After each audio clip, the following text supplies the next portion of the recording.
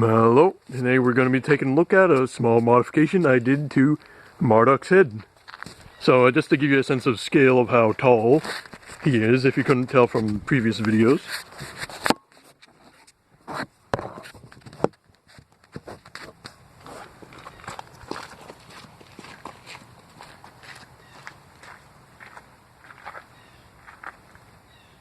Big boy.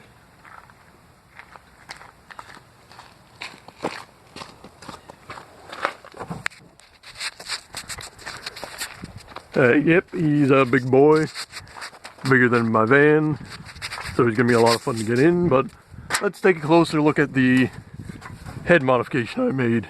Originally, this board was mounted down here on this 2x4, and while it did give it enough clearance, it didn't really look good.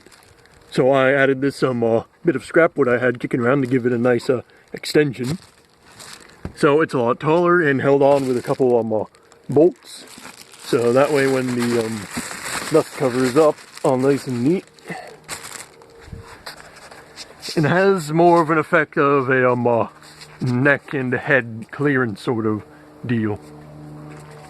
So looks a little nicer, a little cleaner.